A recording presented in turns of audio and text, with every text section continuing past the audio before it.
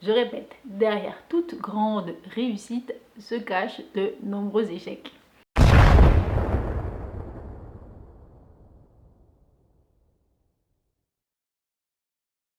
Dans la précédente vidéo, je vous ai montré comment j'ai fait pour préparer mon plastique. Dans cette vidéo, je vous montre comment j'ai fait pour donner à mon plastique un aspect de marbre et une forme. Quand on sait qu'on va faire fondre du plastique et qu'il va y avoir des dégagements de colle et des matériaux à haute température, il faut se protéger. Donc on met sa tenue de travail, on met ses petites lunettes de protection, on s'attache les cheveux, on enlève les bijoux,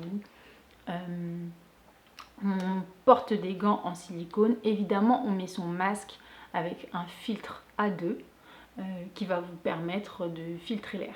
Une dernière chose que je n'ai pas faite moi dans les images que je vais vous montrer, c'est pour ça que je veux bien prendre le temps là d'en parler. Soit on est à l'extérieur, soit on est dans un espace avec un système de filtration. J'ai pensé que ouvrir les fenêtres suffirait à faire circuler l'air et donc sortir les gaz qui s'échappaient, mais pas du tout. Pour avoir notre effet de marbre, c'est très simple. Première chose, il faut faire fondre ce plastique. Pour le faire fondre, il faut connaître ses propriétés et il faut déjà qu'il soit préparé. Ça, on l'a fait dans la vidéo précédente. On sait que les températures de fusion sont entre 85 et 140 degrés, mais que la température maximale est de 230. Du coup, ce que j'ai fait moi, c'est de le faire chauffer entre 200 et 230 degrés parce que plus bas, c'est vraiment très lent. Voilà. Le four qu'on utilise ne doit pas être utilisé pour faire cuire de la nourriture, ce serait trop toxique. Le plat dans lequel on fait fondre le four ne doit pas non plus être réutilisé derrière pour manger parce que ce serait aussi trop toxique. Pour avoir notre effet de marbre, c'est comme la cuisine. C'est-à-dire vous allez mettre au fur et à mesure vos sacs plastiques dans le four, au fur et à mesure que ça fond, couleur par couleur, pour déjà créer une stratification. Et en plus de ça, on va rajouter une autre étape qui consiste à malaxer notre plastique. C'est-à-dire que vous le sortez du four avec bien sûr les gants en silicone et vous malaxez le plastique régulièrement comme ça.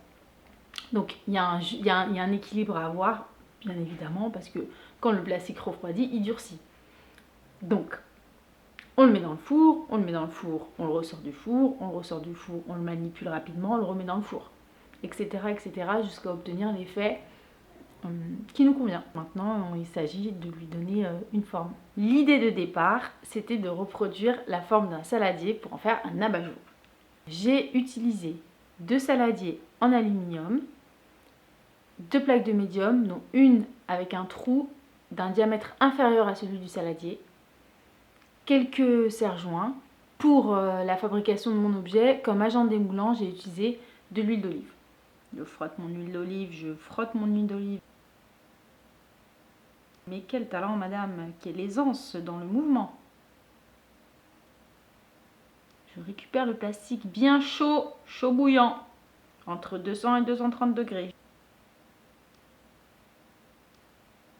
Je le dépose sur mon premier saladier. Hop, je prends le deuxième saladier, je ferme. Je prends ma plaque de médium, je ferme encore. Et là, j'utilise mes serre-joints que je dois disposer rapidement pour pas que le plastique fonde et donc durcisse. Il faut se dépêcher, madame. Là, c'est rapide parce que c'est en accéléré, mais moi, j'ai pas été rapide du tout. Quel travail de qualité! Laissez refroidir tout ça à l'air libre et là, c'est le drame. Ah, putain! Oh! Wouh! En même temps, c'est évident en fait. Il n'y a pas un bricoleur qui utilise de l'huile d'olive. L'huile d'olive, c'est pour faire des masses de cheveux. Non mais admirez-moi ce résultat. On est loin du saladier, encore plus de l'abat-jour. Mais le marbre, on dirait une planète.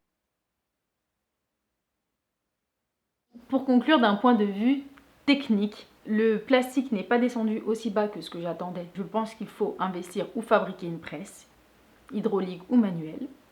Pour la problématique du démoulage, j'ai fait mes petites recherches et j'ai trouvé un agent démoulant. Je vous mets une image là ou là. C'est un produit qui supporte des températures jusqu'à 250 degrés, donc il devrait faire l'affaire. Je vais de ce pas faire les expériences et je reviendrai vers vous pour vous dire si ça fonctionne ou pas. Là, vous avez vu les images de ma première expérience. J'ai réitéré l'exercice pour faire d'autres morceaux de plastique que je vais pouvoir souder. Ce sera l'objet de la prochaine vidéo. Et je vous fais des gros bisous.